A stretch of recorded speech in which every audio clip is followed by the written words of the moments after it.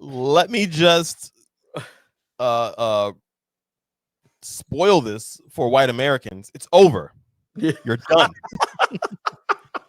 You're done. You're not getting any more lead roles in movies. Anyone who was historically white will be black or a minority of some sort. Yeah. And then it's on purpose to put your foot on the throat and say, this is for all of the fake slavery that you people today in 2025 did.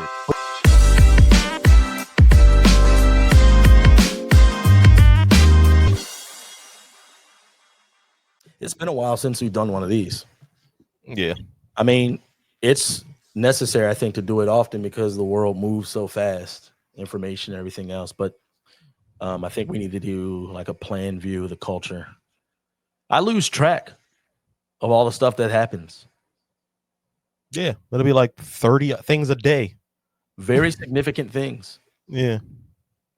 But today, did you hear that Malcolm Jamal Warner died?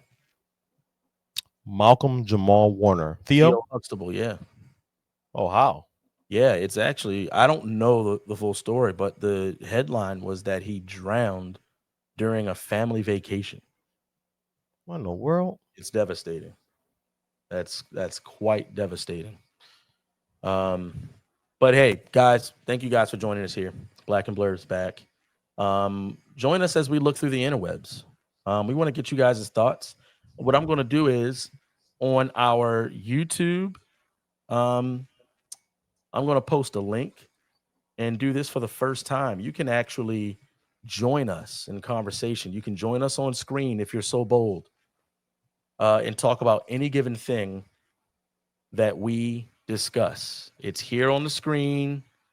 Let me start, I guess. I don't know how to pin it, but it's there on the screen. And you can join us via that link and engage in discussion on screen with us. We'll do about 15 minutes per person, just in case any others want to join in and jump on.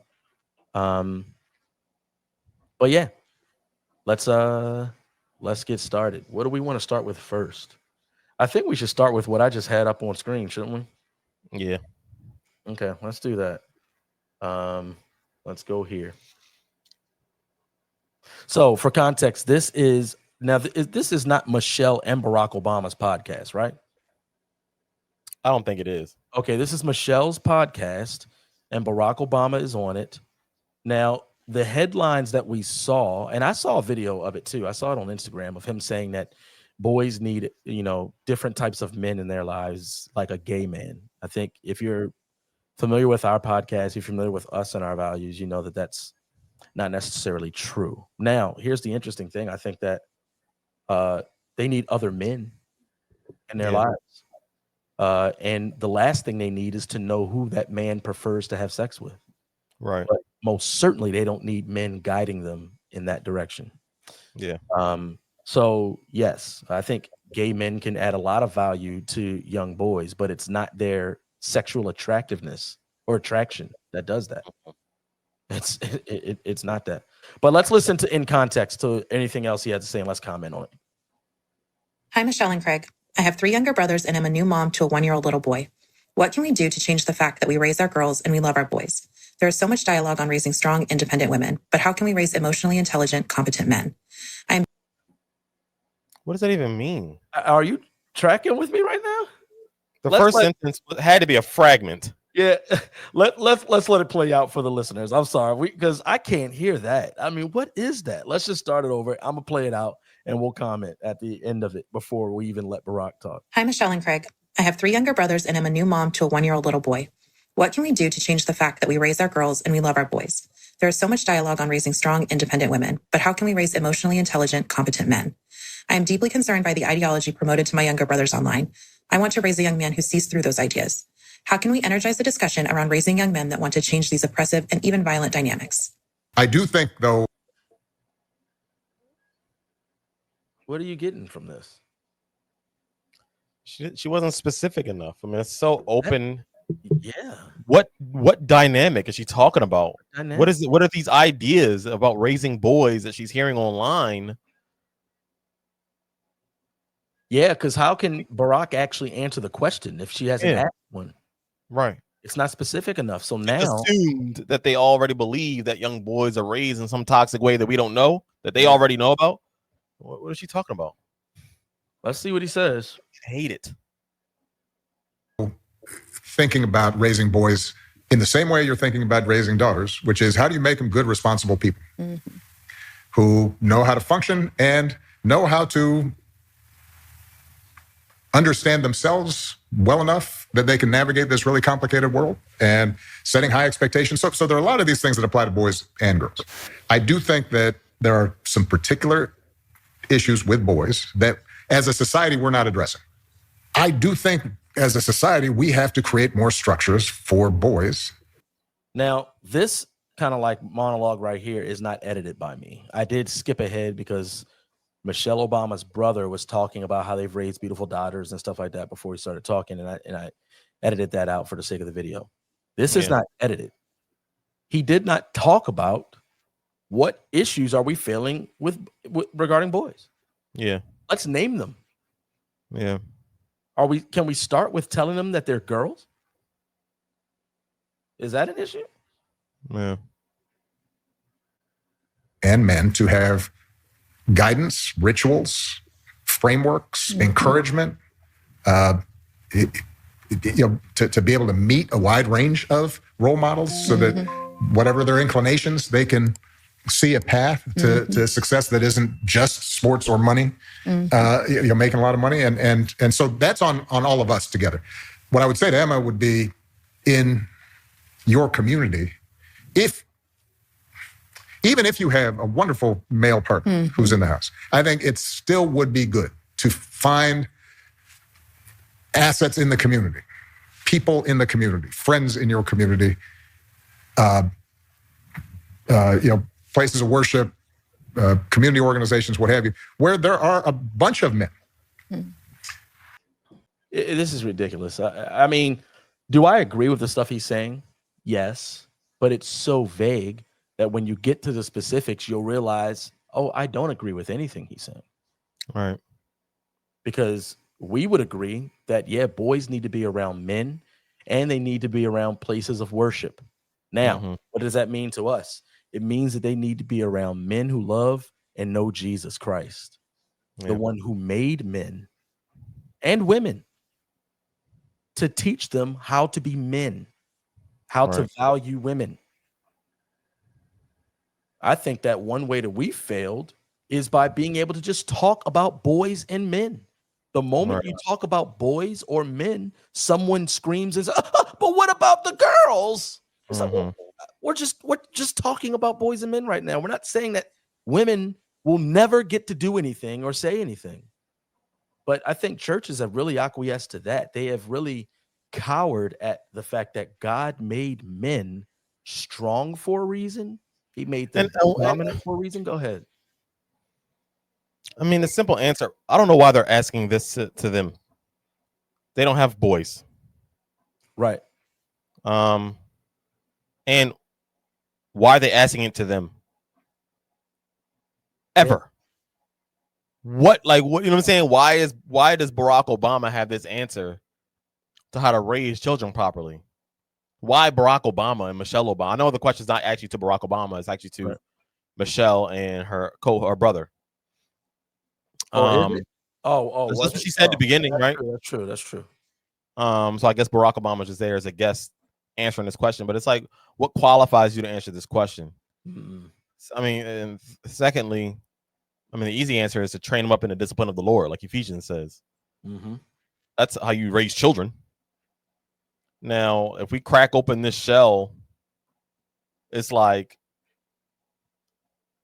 this kind of question is very vague, open question.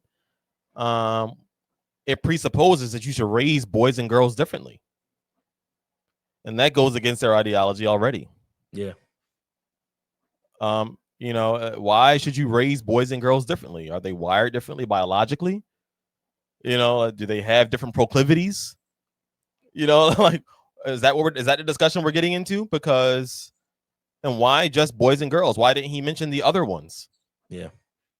the zimzers and the they thems. Right, because that's when they whip that out of the top hat, right? Like, Yeah. voila, boy actually means a bunch of things. Right. Like, yeah, I think people are fatigued by this type of stuff. We know that it's too exhausting to actually listen to the plain English he's speaking, but know that he's speaking a completely different language. Right. It's exhausting. We've seen it now. And not only that, you've seen it in churches. Mm-hmm. You've seen this double speak in churches where people know how to speak up front, and then behind the scene, they pull something out of the hat. Voila, this is actually what I meant. This is what I mean. And they check all the boxes with their upfront speech. Yeah. So on the surface, yeah, is he saying stuff that we agree with? Yes, of course. But no, I doubt it. I 100% doubt we agree on what boys need. Mm-hmm. On what boys need. I mean, her question is so layered with 2025. I feel like I need to wash my hands. Right. We were late recording because I was late brushing the boys' teeth tonight. Why was I late brushing the boys' teeth tonight? Because I knew we had to fight before they go to sleep. I got to fight with them. We got to box. We got to wrestle. I got to slam them around, teach them aggression, because also naturally what's coming along with their being raised and reared in the knowledge of the Lord is what to do with that aggression and when not to utilize that aggression and how to channel it and how to discipline it. That's a very specific thing that they would never talk about. Now, and then we can't find it on this clip here, but obviously we know the clip where he talks about one of the best things about, I guess, his childhood was that he had a gay man, a professor who was gay. Yeah. It's like, if you're talking about boys and girls, then how does their sexual proclivity come into the conversation? Mm-hmm. How does that get there?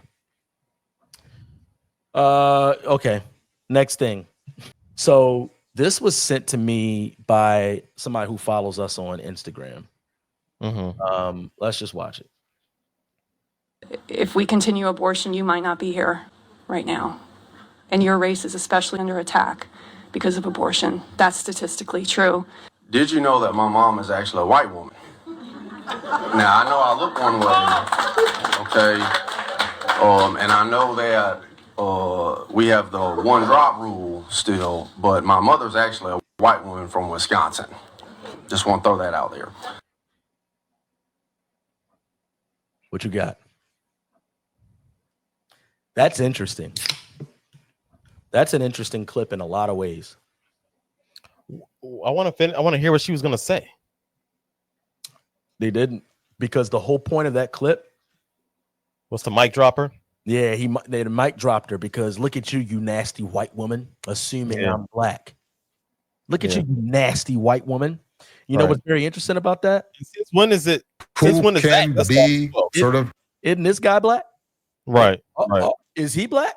Right. Mr. Representative? That's what I'm saying. Like, since when is it the status quo to claim your white parents? Yeah. You know what I mean? We continue abortion. Yeah. And right now, it was beneficial for him to claim his white mother. Right. But it doesn't destroy her argument about abortion. It doesn't destroy it. It doesn't make abortion good. He never even addressed what she was putting before him. Exactly. What about your father? She's there in earnest. And here's the thing, like, that's the goalpost, right?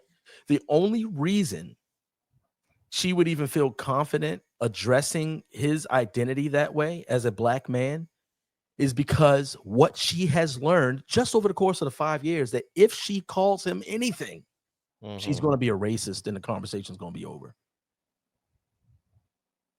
If she says anything about his ethnicity, like Michael Scott, what did he say? You're really exotic looking. Yeah, you're really exotic looking. That's rough. Was your dad a GI? Yeah, yikes. But yeah, so now it's beneficial to be biracial. Yeah. Bi-ethnic, I like to say. Meanwhile, we've said it all the time on this podcast. It's like this entire BLM movement for the last 10 years, for whatever it is, has always denied bi-ethnic people. All the superstars, Tiger Woods, Barack Obama, Anybody else who's bi-ethnic, they're black. And now he wants to talk about the one drop rule. We were talking about how that's a white supremacist ideology. Right. We were saying that. And now it's beneficial because the conversation is about abortion. Right. And so he just Michael Scotted her with the mic drop on Oscar. Right? Remember that? That was what was I watching where somebody did that? Oh. The Candace Owens versus 20 feminists. It felt like that. Let's find They'll that. move the goalpost so far away and then say something and get up and start clapping. And she's like, "Did you win?" Like, what? Why is that? I'm just curious. Why would having children, which is just a natural biological conclusion, be something that sounds extreme? I just said inherently. Well, inherently. That's the inherent extreme. expectation. Yeah. That's better for. It's inherent because it's biological. So I think when we think about things that are inherent, I think biology is a good thing to start with, right? So biologically speaking, men and women come together, they form families, and that's the reason why you're sitting here. That's the reason that I'm sitting here, is because biology is inherent. Well, so I was saying it's just natural order that we're speaking about, right? Okay, let's break it down. So why do you believe that? Why do you believe that? Why do I believe that? Why do you inherently are happier? Yeah. You keep stressing this word inherent. So, Yeah. I think because it speaks to natural order, and every piece of life, I think, is enriched by children. You don't think it's natural for women to get to decide what they want to do with their lives? I do not think that saying women can decide whether or not they want to go to work or have children is problematic. What I'm saying to you is that women will get the most fulfillment from having a family. Because it's natural. It's natural, but also children are wonderful and beautiful and spiritually divine creatures. I mean, they're amazing. There's everything about having a child. Yes, it's a lot of work. It's beautiful. I hear that. Well, Yeah. Okay, what if there's a little girl born and it's her dream her entire life to be an author or to be, on TV or any of these things, and having children is very expensive. It takes. So help me out real quick. What are they arguing, or what is he arguing? Well, I mean, her initial stance, it's not fulfilling to Right. raise children. because what they're hearing her say, and that's what they keep repeating, what they're hearing her say is that women should not work. They should stay home with their kids. That's what they keep hearing her say. But what she is saying is that it's more fulfilling, and she's about to say it right now, actually, when he makes this point, that it's more fulfilling than a job for a woman to stay home with their kids. If a woman is on her deathbed and she just has a job and no kids, or maybe she said if a woman's on her deathbed and she has a beautiful career with kids and she spent more time in her career with her kids, she's going to go, oh man, I'm going to miss my job so much. Or is she going to say, man, I wish I would have spent more time with my children? All right, let's listen in. A lot of time. So how is it better for that? And I understand this is hypothetical, but that hypothetical little girl to have children than to pursue these things that would make her happy as she gets older? Just think that if she publishes the book and she has a child, she would agree with me that the child was more fulfilling and made her happy. That's what I'm happier than the book did, is what I'm saying. And I say this as a published author of a New York Times. I would choose my children over my best-selling book. And I was that little girl who had a dream that it would be really great if I could share my thoughts and ideas in a book. But it is utter insanity for me to reflect on that and say that I would have rather published Blackout than to have my 3 children. But why is it rather? You see what I'm saying? It's not rather. I'm just saying Well, that's that your claim. That's your claim is that it's better. It will be more fulfilled. Right. Yes. So rather. Well, if it's an either or, if you're saying it's an either or, I'm just saying that if these two things have happened in your life, the thing that will bring you more spiritual fulfillment will be children. And so women who are neglecting that, who are neglecting the pathway to, strive toward family because they think their career is going to hug them at night, or they think that when they're on their deathbed, their career is going to come up next to them and say, you were so great to me. I think that they've stepped into a delusion, and I'm hopeful that they wake up from it before it's too late. All right, pause. I mean, I think that I guess I'm pessimistic. I don't know. You watched that whole thing. How did it go? It went like that. Okay. Not really. Nobody really provided a reason why it wouldn't be fulfilling. Mm-hmm. They all just disagreed. I disagree because you're telling women how to live. That was the entire stance. Women should be free to do everything. And then Candace makes a couple good points by saying that women can't have it all. Like men can't either. You can't have. I know this. They're painting. Feminists want to have this utopia where you can do whatever you want. Yeah. And all of it. You can have children. You can work. You can be a sex worker, and you can still be valued by men. And you can have abortions, and you can also love your children. Like, you can't do all of those things. You have to pick who you want to be. And she was pretty transparent, saying that there's a lot of days where I pour myself into my work and I don't feel fulfilled. You know, I get home and I go, I should have spent more time with my kids. Yeah. Because they kept saying, well, Candace, you're doing it. You're living the dream. And she said, well, yeah, women. What I'm saying is that most women aren't able to stay home and do what I do. Average people are working 9 to 5s and pouring themselves into a career. And I'm telling you not to do what I'm doing. I'm saying that you're going to feel more fulfilled having children and spending time with them than pouring yourself into a career that will ultimately give you nothing on your deathbed. Every pastoral retreat I've been on with fellow pastors, and we sit and listen to the wisdom of an older pastor, that is the ubiquitous sentiment. The amount of time that you ought to spend with your family versus pouring out yourself in ministry. As far as, I'm not saying that they say, don't do that, yo, it's a waste of time, don't do ministry. They're saying, no, you're serving the Lord ultimately. Pour yourself out. But your pouring out of yourself happens primarily for your family. Right. And the temptation for a pastor, because he wants to make a name for himself, he'll utilize the church in order to do that.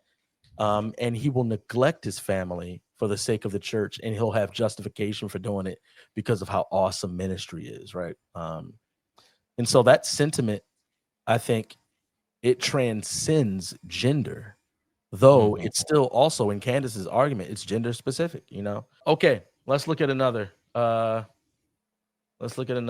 We actually are going to be doing an episode on Candace Owens and the, I guess, public perception of her. It's a real fascinating thing to look at in real time.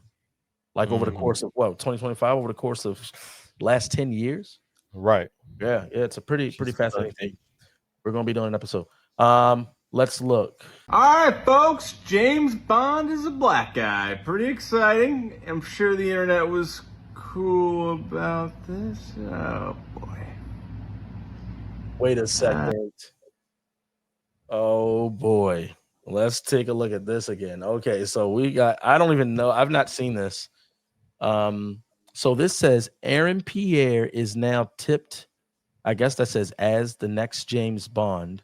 It's also tiresome. And I think that was going to be Idris Elba. I thought so too. Is this dude British? Yeah, he's British. Oh, okay, everybody's British. Yeah, I'm tired of that. Tell you that much.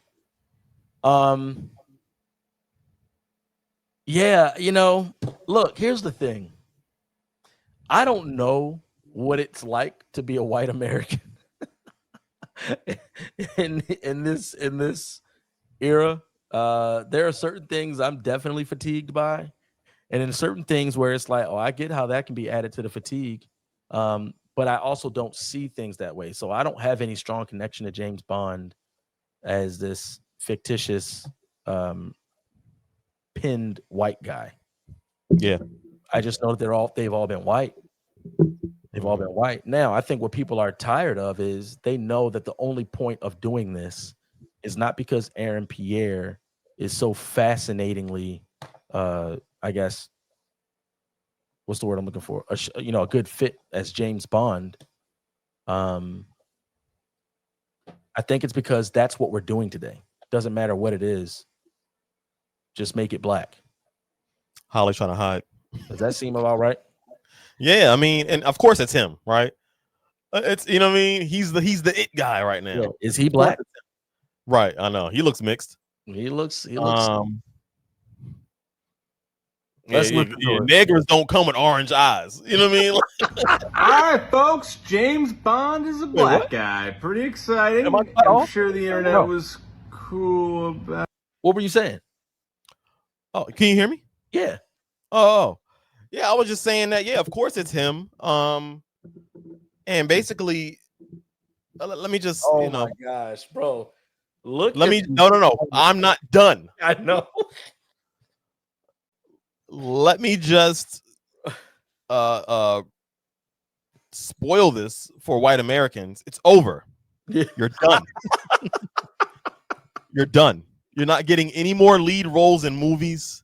Anyone who was historically white will be black or a minority of some sort. Yeah. And then it's on purpose to put your foot on the throat and say, this is for all of the fake slavery that you people today in 2025 did. But you know, it transcends the ethnic divide. They're just trying to stoke flames wherever it is. So even if Any it's division, a male any role, division, yeah. If it's a male role, they're gonna put a woman there. What you got? Shorty playing Aslan, right? In the Lion of the Wardrobe. Yeah. It transcends that. It's just that a lion, right? Yeah. We're gonna have a woman playing a lion.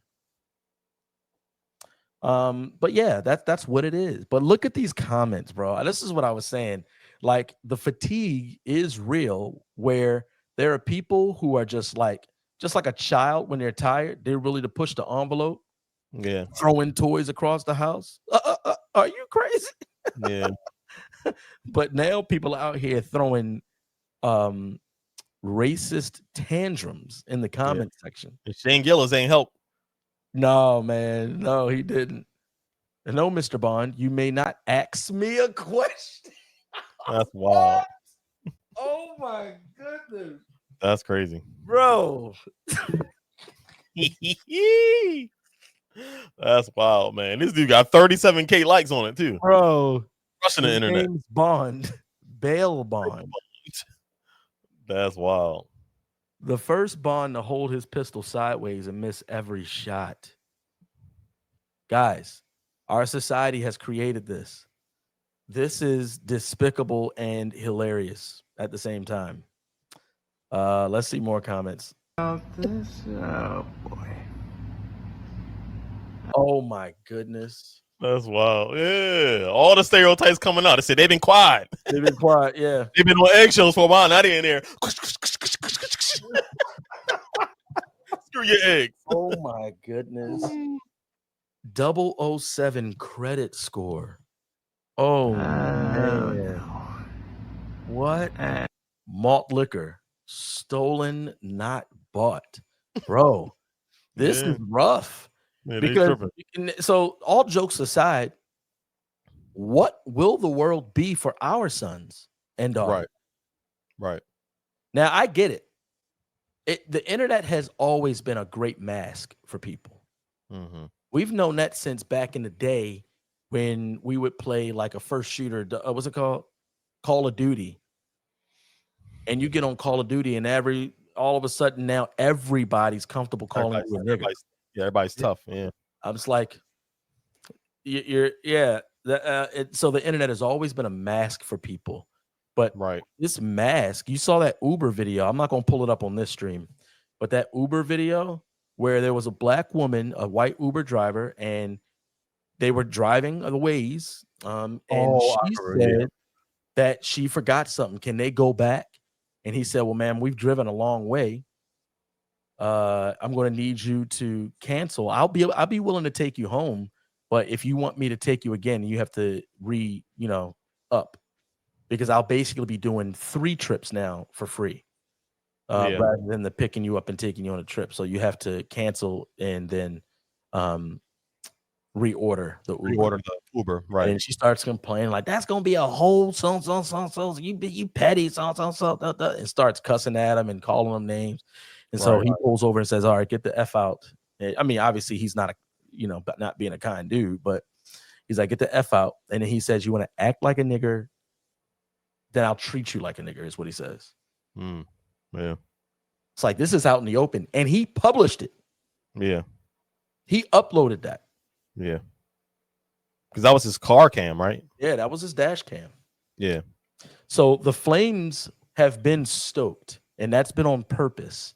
Now, the Christian ought to know this isn't surprising, which is why you have people like us and so many others who wanted to try to wake people up to stop this stupid nonsense you were doing, marching around, talking about all this nonsense, promoting lies and stoking the flames, because you're about to see sin say, hey, hold my beer. Hold my beer. But here we are. Here we are. What else do we have? Opinion, gender ideology had a purpose, and we're watching it. This sounds interesting. In my opinion, gender ideology had a purpose, and we're watching it play out in front of our very eyes. It was never anything to do with transgender rights. It was a solidifying of a cult that needed to retrain society's understanding of truth and reality. I believe the sole aim was to get millions of people to accept something they knew to be false, and to train an army of people to protest and fight for something they knew to be untrue. Once you have got a large part of society to comply with this, you've won the war on freedom of thought. You've produced an army that will repeat any line they are told to, without even questioning it. Importantly, they also tried to train us into believing certain punishments were acceptable for going against the lie and speaking the truth. Losing one's income, friends, or family were deemed acceptable punishment, and this was needed to scare other people who considered speaking out to keep silent. So he's spitting some bars right now. I don't know who this video is. I just kind of downloaded a bunch of stuff that people had sent us. Now, you know what? I think that Alyssa sent me this. Yeah, I think this is the one Alyssa sent me. This is important to remember, because in the same way that there are a bunch of narratives that we have about what it was like to be Black in America, what the civil rights movement was, all that stuff. And then you have people like Chad Jackson who are digging in the crates and showing you, hey, this is what life was actually like. And though there is some truth to the narratives you're familiar with, this is the way they use that to spin lies and make you believe lies. We're going to need to do the same thing for this stuff. Like, and we already are. People aren't familiar with Alfred Kinsey, and John Money. They're not familiar with these men who are the progenitors of these ideologies and the reason why they're being found in textbooks. And there's an Alfred Kinsey statue. What do you got to say? And part of me feels, this is the pessimist in me, a little bit of a realist, because once again, my entire claim about all of this is that people don't care about people. They don't care about real issues. People don't really care about trafficking humans. Like some of the worst crimes committed against human beings. People don't care as long as they're allowed to continue in their sin. Yeah. And so even if they do know about John Money, who's going to be like, oh, what? That happened? Yeah. Now I change my entire ideology and worldview. Like at this point, people are so, their hearts are so hardened and they love their sin and debauchery so much that not even those stories and those very real things that affected very real people, tragedies, crimes against humanity, which would alter their perspectives. We could prove to them that Martin Luther King, Rosa Parks, all these people were assigned activists, and they still wouldn't care. Yeah, it would move the goalpost to something else. And that's, to me, I mean, it sounds, pessimistic, but it seems like the reality. There isn't evidence. There's so many people dropping evidence nowadays. Yeah, Black people. If you're Black, then you ain't Black enough. You start dropping this kind of evidence. Right. If you're a white person, you're dismissed. Like this guy, he's dismissed. Dismissed. Yeah. Nobody cares about what he has to say. No. Because that's what they've done. If you're not gay, who are you to speak about gay politics? If you're not a woman, gay or formerly gay, you're still dismissed. Yeah. You're excommunicated. Well, that's why the culture war is fought by the people in the middle. Right. And that's really who content creators and podcasters are trying to win. Actually, not really. I think that a lot of content creators and podcasters just placate to their audience, grown fan bases. But you need to convince the people who are eagerly watching and have questions. Right. You need to be mindful of them in your comment section. That if they ask a question, you can't just jump on them with a clap back in the comments like, "Who cares, you idiot?" Like you need to engage people who are genuinely trying to understand and learn, because it's those people who will either be won over by the wrong side, or they'll be just scared into silence, which is what the goal is, right? You want people to scare them into silence And I have a heart for those people. They're, they don't know how to engage and they want to learn it. I really have anger for the cowards. Now, some would say the people I just referenced are cowards. There is an aspect of cowardice of that as well. But I think that the fact that you're engaging at all and asking questions, you have more courage than the cowards I have in mind. The cowards I have in mind, they sit up in front of your face and tell you lies. And they know they're not telling what they really believe. Those are cowards. They know they're not telling the truth. They just don't want anything bad to happen to them. And the only time you see passion in their eyes is when they're slandering people like us. Yeah. Cowards. You're a coward. Yeah. You need to change. Okay. Let's get back to a little bit to what he's saying. And just slip their pronouns into their email signature. The human species is not as strong as we think. Our brains will persuade us something is true if our safety is threatened, and being isolated from the herd is one of the biggest threats there is. We now have huge swathes of the population talking absolute lies, and given the foundation gender ideology laid, it doesn't matter that it's not true. Neuroplasticity means our brains literally have the ability to change over time, and as you see in cults and abusive relationships, people can end up in a false reality without even knowing it. I think they call that TikTok, don't they? Yeah, that's exactly what that is. I think that's what that is. He's spitting bars. Hats off to you, sir. Thank you. It's 100% true, and we'll need to recount how this happened. Like down the line, when there is a more and more transgender day, this rainbow day, and everything else, and that you can get thrown in prison for not supporting your child over this and that. You need to remember how we got there. We got there by lies and bullying. That's how we got there. Lies. Even the hate crime, the quintessential hate crime was built on a lie. The fact that we have that phrase hate crime was built on a lie about a homosexual man being wrongfully murdered because of his sexual orientation was the lie we were told. And from it came hate crime. A lie, complete lie. And now here we are. We have hate crimes. And so many people jockeying for the opportunity of a hate crime happening to them. Juicy Smollett. Yeah. Lies. The devil, the father of lies, at work currently in the sons of disobedience, as Paul says in Ephesians 2.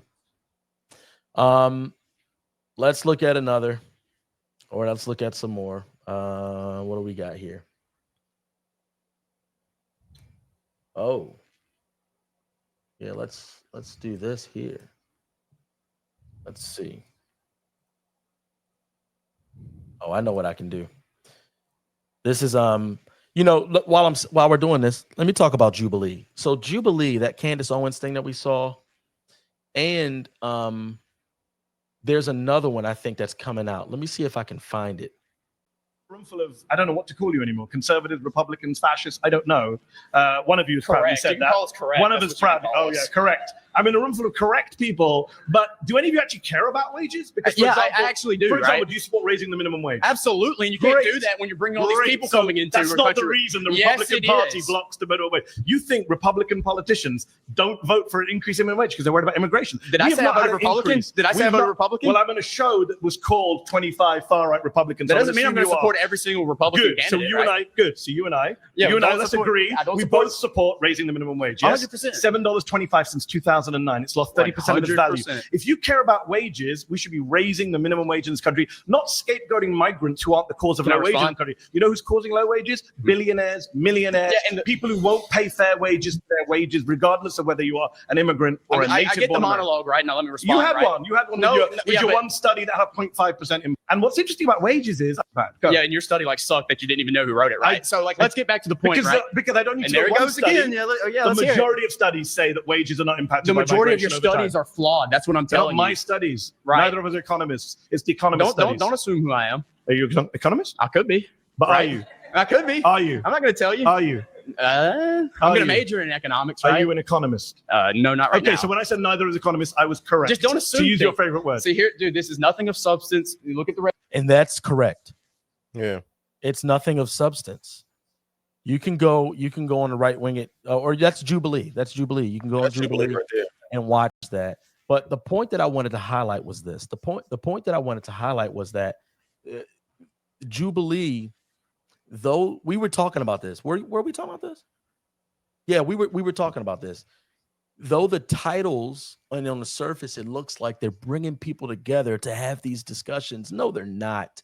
They're bringing social media screens face to face. Yeah. That's all they're doing. They're promoting social media interaction just face to face. This is a comment section. Just pitter pat, pitter pat, pitter pat. No one actually cares to actually learn anything. To be honest with you, I don't even think they're talking about the real issue with minimum wage. No.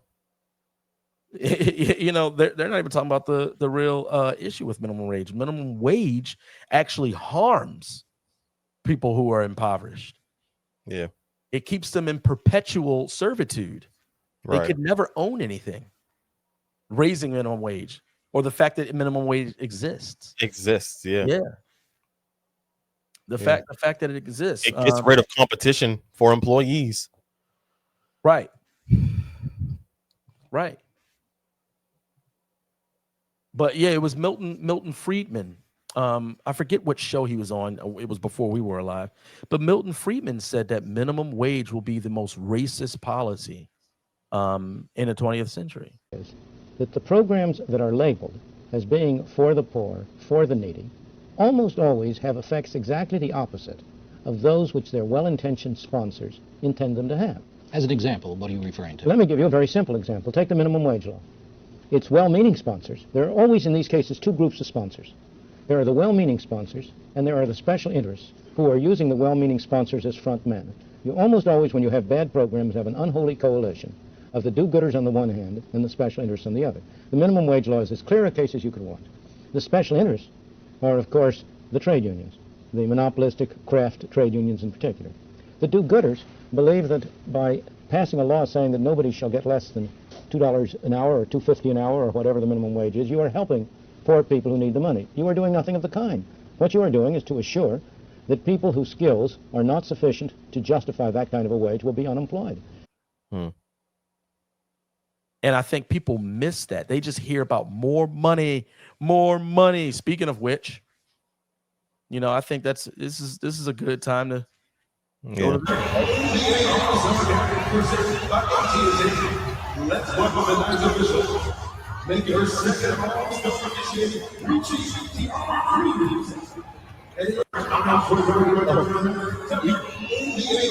We got the WNBA players wearing "Pay us what you owe." Oh, pay us what you owe us. T-shirts after league lost $40 million last year. There are so many angles to go at with this. I think that let's not even talk about the WNBA right now. I think when athletes lose their place, that they don't realize that they are expendable. Yeah.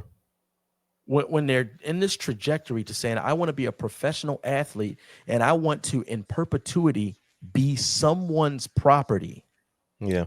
And I'm not talking about in the Kaepernick way. I'm just saying that's actually what you are. They have a boss. Yeah. You have a boss. In perpetuity, I want an authority over me in my work. Yeah. Then you have lost your place when you start picketing yourself with T-shirts and stuff like that. Ask Le'Veon Bell. Right. What's old boy that came to us and was a fumble bunny? He was a number one back with the Chargers. Melvin Gordon. Ask Melvin Gordon. These dudes were top backs in the NFL, and they smelled themselves a little bit too much, and they said, this is how much I want, and I'm not going to play. They almost ruined it for all running backs. Right. NFL like, do we need running backs, really? No. Yeah. We can throw the ball. Yeah, we got receivers like Debo out here. Right. And they lost their place. Now, that is not only the NFL we're talking about, but those were top players in the NFL that were expendable. Yeah.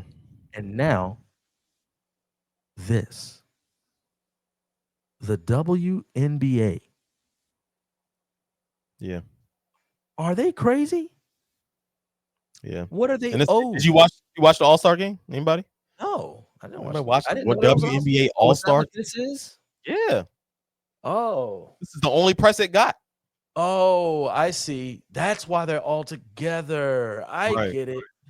I see. No, But I did not also, know that. I mean, I've seen like clips of, I think I told you about this. There was I can't remember her name, but obviously a fan. She had a fan, and when players enter the stadium, some fans know where they enter. They're able to be out there. They got it gated off, and they ask for autographs as the players come in. Yeah. There was a guy who had a binder of this particular player's basketball cards and was asking her to sign them. And she was just like, seriously, dude? Like, you don't think that's a little creepy? You're just waiting out here for our bus? You got to pick one, buddy. And he was like, no, I'm a fan. I want your autograph. She was like, I mean, it's a little weird. I mean, it's a little creepy. I mean, I'm not judging you, but it's weird. And the caption was like, how not to get fans. Yeah. He's like, what? Yeah. The WNBA is an amalgamation of all the world's bad ideas. Right. It really is. It really is. Yeah. All the world's bad ideas. And one of those ideas is not women playing basketball. That's not a bad idea. The bad NBA idea is trying to profit from it. Right. All right. It's just do something else. Yeah. It's just not going to work. Right. It's my least favorite part of loving basketball when they get to the WNBA. I didn't care about that game. Daggone LA Sparks. Girl, go back to USC and hoop. College basketball is better. It's just better. But then not only that, everybody knows this part of the narrative, right? You have this dynamic player right here in Caitlin Clark. But what happens? One of those little cogs in the amalgamation of bad ideas pops out, but she's white. So we got to hit her with the black against white thing. And now we have to go, we have to try to destroy the WNBA by defending the WNBA. What? Right. What exactly are these athletes who have been gifted an opportunity to play professionally owed? What are they owed? That sense of entitlement is another cog in the amalgamation of bad ideas from the world. Brittany Griner said in a report, she was like, we're not bluffing. We will sit out. And it's like, that's not hurting anybody. That's not a threat. Nobody's going to miss basketball but you. Yeah. That's not a threat. Man, that's sad, man. These people are misguided. Now, here's the question. Here's what I want to know. I want to know if Caitlin Clark was like, you know what? Yeah. Pay us what you owe us.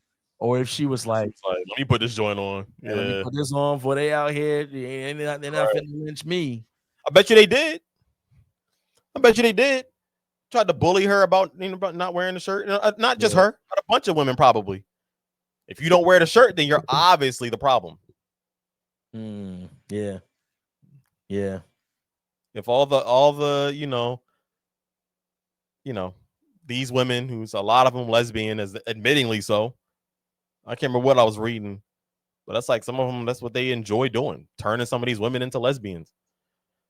But yeah, a lot of them just bully the others into doing exactly what they want to do, and this is why they're not profitable. Like you said, it's like this is the trajectory of all of pop culture, and that's why all of pop culture is becoming increasingly less desirable. Yeah, it really is. People don't go to the movies anymore because of this stuff. Yeah, People don't do anything. They don't go to malls because they don't go to restaurants anymore because they don't want to see the pride stuff. People don't go out and do things anymore because they don't want to be inundated with this stuff. Yeah, they really don't. Feminism, homosexuality, sexual immorality everywhere. People don't want to see it. So they're like, I definitely wouldn't have known that, Kimberly. It was an interview with Playboy that Milton Friedman did that interview. Okay. On minimum wage. There you go. She just looked it up and gave us the answer. Producer credit.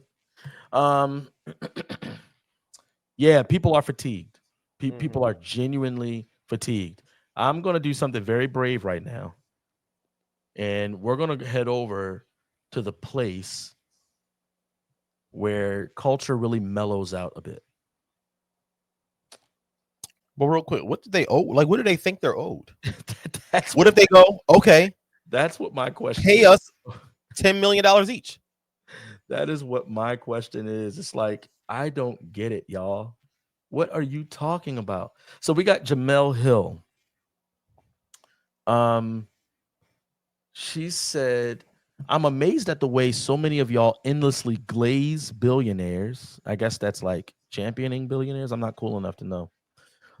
So many of y'all endlessly glaze billionaires and stand up for corporations. For some reason, you think you have more in common with a billionaire than a female athlete who is chronically underpaid and undervalued. Instead, you're resentful toward them out of spite and jealousy. So, I mean, I guess if somebody wanted to really dialogue with that, then I guess the first thing they would say is, I'm not jealous. And then she would say, yes, you are. And, it's just, I think the fatigue is with what I'm experiencing right now. So I don't even feel like commenting on that. Yeah. It's so off. I don't It's even so feel like out of touch with reality. You have like, we're more from Baltimore. Angel Reese is from Baltimore. I don't feel like her. Right. Go ahead. Right. Yeah, I mean, you have more in common with billionaires and corporations. The irony is that they work for those billionaires and those corporations, Right. Voluntarily. They can all quit and do something else. They could. They might be more fulfilled if they actually have children. Mm. But this whole underpaid and undervalued, you know what I mean? Because that equals value, like as far as equity. Right. You know what I mean? Like when they're underpaid, that means I don't respect you as a person. Yeah. No, what it really just means is you don't generate enough money to pay you this money. I can't pay you what you aren't earning. Yeah. And the payment is an investment. It's an investment. Right. Right. You're asking investment for investments. Right. I'm currently raising support for a church plant here in Baltimore. There are people, well, I actually haven't been told no yet, but there are people who aren't going to support. That does not then make me say I'm under supported. You need to pay me what I'm owed. People gonna be like, wait, what? What are you owed? Really? Right. What are you owed? But we are in completely different worlds, though. We're believers. Our worldview is very different. But even if I try to see this from a secular standpoint, this makes no sense. And also, and more importantly, this isn't a job that adds value to the world. No, this is a privilege. You get to make your career playing a sport that you've gotten to practice your entire life and grown to love. Yeah, you get paid to do that. Yeah, that's a privilege. And they're looking at the men who play it better, and they get paid more because they have more fans, more what do you call it? Advertisement. Yep. All that stuff is what generates income. I mean, generates money for the NBA, and that's why they get paid. It's the same with Megan Rapinoe and the World Cup women. Yeah. It's like, Darren, do you know? Have you ever watched a minor league baseball game? Yeah, I've been to the Orioles minor league game. I'm talking about on TV. Like I've been to a minor league game. Yeah. Do you regularly watch them? Regularly? Yeah. Nah. Heck no. I watched it thinking it was Major League. I was like, what's this? Do you know of any famous minor league teams? No. You know of any famous minor league players? Nah, not unless they were a superstar and then somehow got demoted to the minor leagues. No. Yeah. Have you seen any clips of that? What's that? Georgia minor league team, Savannah Bananas or whatever? Yeah, I've seen them on TikTok. Yeah. You know how that came up? They wanted attention. Yeah. And they were, what's it called? They used ingenuity. They were creative. Yeah. And so not only is the WNBA not doing that, just like what you said about just women's sports, and it's not all women It's definitely not. This is a bad batch, and unfortunately, the WNBA is representing themselves with a bad batch. Women's soccer is representing themselves with bad batches. But not only are they not being creative to just get people excited for the league, they're spotlighting nasty people. Right. These are some entitled people that people just don't even want to be around. I don't even want to hear from you for real. I don't even want to hear your take on stuff. I don't want to hear what you have to say. They're spotlighting people that if you have a regular spot that you want to go and hang out, you drive by to see if this one person's in there. And if they in there, you going back home, you're going to spend time with your family. Yeah. Because you don't want to spend time around those people. And the WNBA is spotlighting those voices. You've got to be kidding me. It's almost as if their PR and marketing team is like people who really hate the WNBA. Right. You've got to stop spotlighting those people. You've got to tell them to stop putting people in the spotlight who are temper tantric little girls who are out here just. And then the story that you just gave about a fan coming up to a WNBA professional, but what did she do? She hearkened back to the cog of social media and feminism. She picked that out of the amalgamation of bad ideas, and she treated him like a creeper, just like the nasty little girl at the gym who's recording herself and doing her butt exercises, just waiting for a man to say anything. Hey, could you pass me my water bottle? Ew. Could you get away from me? Could you stop hitting on me? Ew. Why are you always looking at me, even though I'm working out naked? Ew. That's the WNBA, and you think people want to pay to watch that? Right. What they should do is like a little 3-on-3 tournament league sponsored by top players where they coach from the NBA. Yeah. If Steph Curry made a 3-on-3 team, like 6 players, and every superstar in the NBA got a 3-on-3 team, and they just hyped it up like a UFC fight. But they can't humble themselves to that. To do something like that, yeah.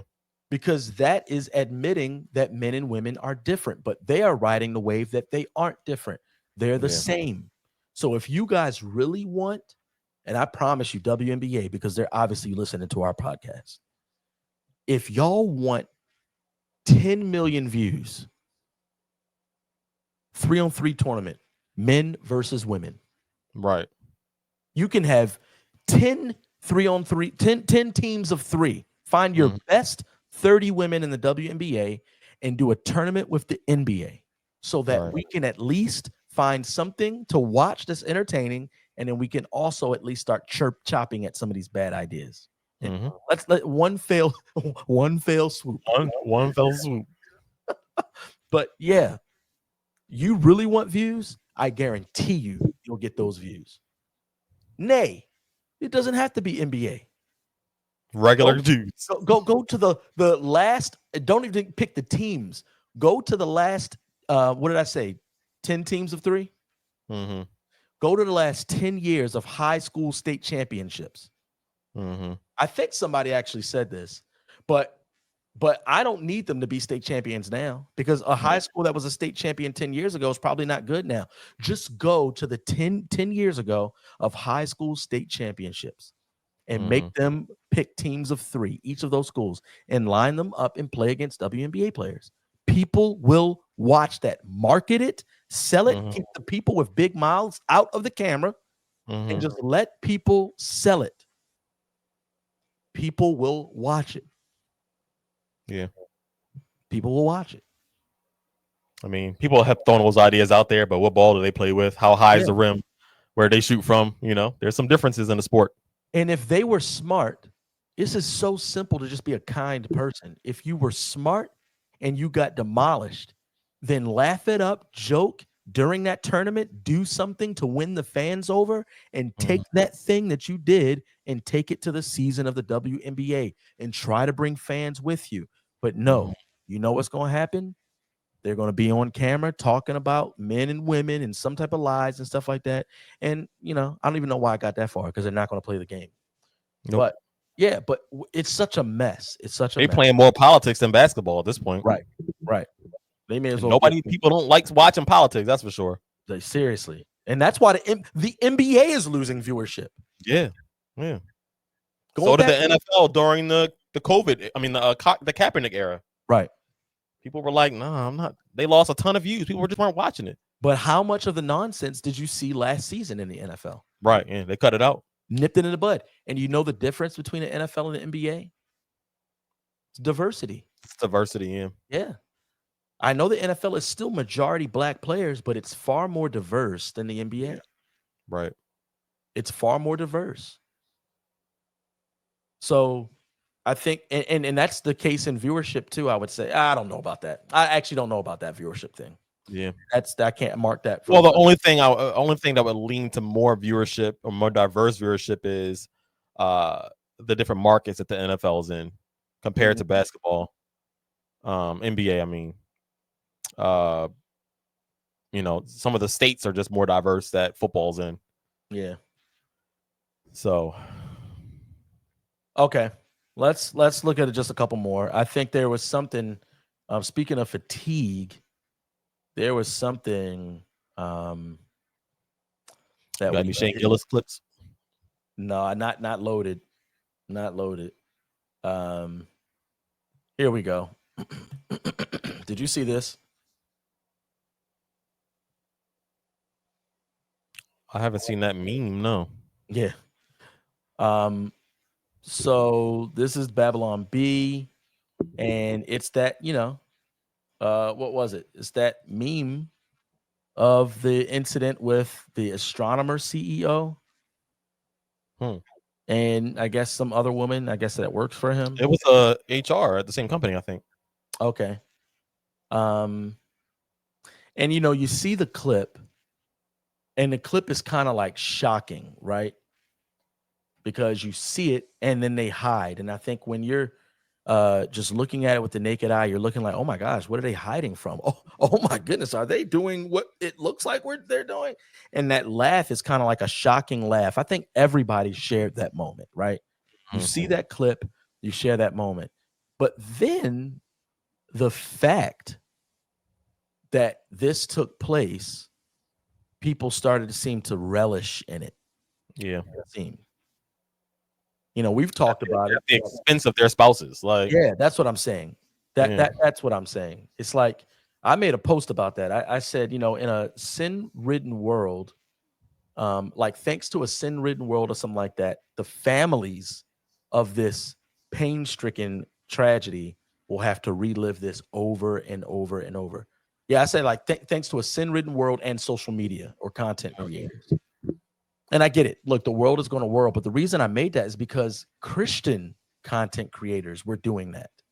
And I'm not saying that, reposting it is like a terrible thing. I'm just saying that the Christian ought to know. Not saying only the Christian knows, but the Christian ought to know that what you just witnessed goes far past a little video clip of them hiding and being embarrassed. Right. It goes to broken families. Broken families make broken children. It's the effects of sin in this world that content creators who claim to be Christian were relishing in and generating content through. It's like, what? You see marital vows that are completely destroyed. It's an aspect of sin that the seed of which dwells in every single one of our hearts. But that seems to be completely neglected because we're so lost in this really cold-hearted, just do stuff without thinking society. I think we got to get better. We got to get better. But to make things even more convicting, there was a take by a secular publisher. What was it? Freedom Press or something like that. So this is from the Free Press. That's what it was. The Coldplay couple did something bad. The internet did something worse. I actually got sent this. Let me try to remember. I know who this listener is. Lean, Love, Learn. I forget the name, but longtime listener, great supporter, encourager, sent me this. The Free Press. The Coldplay couple did something bad. The internet did something worse. The original function of public shaming was to keep the bonds of community strong. Now it's a spectator sport. It was a full-bore public shaming, the author says. Kate Rosenfeld is the author. Imbued with an unhinged and vicious glee that we hadn't experienced since, well, the last time millions of strangers rallied to the cause of destroying someone's life, but magnified by the fact that everything and everyone involved was a standard menu item at the things you love to hate buffet. Adultery, CEOs, HR representatives, rich people with linen shirts and expensive highlights, Coldplay for that matter. The resulting cancellation wasn't just energetic, it was inspired. Someone wrote a fake statement from the CEO, a too good to verify non-apology that went instantly viral. At the same time, mainstream outlets reported, and accurately, that the CEO had resigned. Meanwhile, the incident triggered a tidal wave of content that is still rolling in as we speak. The image of the pair at the moment of discovery, their smiles still in place, but their eyes wide with panic, was instantly remixed into joke memes ranging from the political to the absurd. And as defenders were swift to point out, this is just what people do to each other. Sure, the Jumbotron is a novel twist, but public shaming has been a staple of human society since the dawn of time, a necessary correction to the social transgressors in our midst. The original function of public shaming was to hold people accountable for doing things that tore at the fabric of social trust, to keep the bonds of community strong by punishing those who would weaken them. Let me pause real quick. This is Brandon speaking. That type of public shaming is dead. That's called phobia now. Right. If you see men dressed as women talking to children and you call it out to try and support the weakening bonds of human society, you will in return be publicly shamed. Right.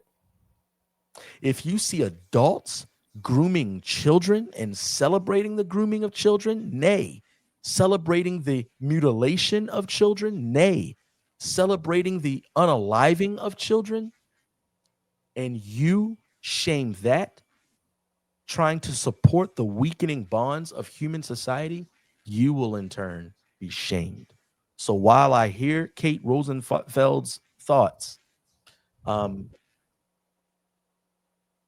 she might be in support of what she's writing against. I don't know her, though. I don't know her. That's a completely speculative statement. The worst pain of shaming wasn't in being called names or put naked in the stocks and pelted with dung. It was having to look into the faces of people you'd hurt. People who sat beside you in church, who ate meals at your table, whose children played together with yours. It's not just that it's impossible to replicate that dynamic on a global scale online, where the people shaming you are faceless, nameless, avatar masked mob. It's that the dynamic morphs into something twisted and poisonous when you free it from the bonds and bounds of community. Forget about how this impacts people like the CEO and his mistress, garden variety sinners who, through a combination of terrible luck and atrocious judgment, will be famous and hated for the rest of their lives. You don't have to feel sorry for them, although I admit I kind of do. There are literal mass murderers who enjoy more anonymity and less opprobrium than these two. If there's a truly compelling reason not to normalize shaming as a global, always-on public spectator sport, it's not that it degrades the humanity of the shamed. It's not even the trite who among us has not canoodled at the Coldplay concert with his side piece, justification. It's simply this: when we take joy in the distress and ruination of other people, we make monsters of ourselves. I think that is very well said. I think that's very well said. But I think we just have a hard time being consistent with some of the things that we say. That's what it is. So I'd like to see Barack keep those sentiments from the beginning of this with consistency. Boys, be around men, then let them be around men, regardless if those men voted for you or not. Right, I know. Regardless if those men call Jesus Lord or not. Keep it consistent, Barack. We kept that take very PG. Yeah, I know. We kept the Barack and Michelle take very PG. Anything else? No. All right. Well, we'll see you guys on the other one. Hey guys, like and subscribe if you haven't already. Do us a favor and like this video. Watch our other videos like it, because our videos, if you watch this video, you can tell they get shadow banned. YouTube doesn't like us. But we want more and more people to see this content. We want more and more people to interact, and we actually want to have conversations with people. So engage us. If you're a troll, I will make an attempt to have conversations with you. But if you are a troll, it's not going to go far. But I'm willing. So engage us. Like, comment, tell us your thoughts. Even if you don't like it, tell us your thoughts. And we'll see you guys in the next one.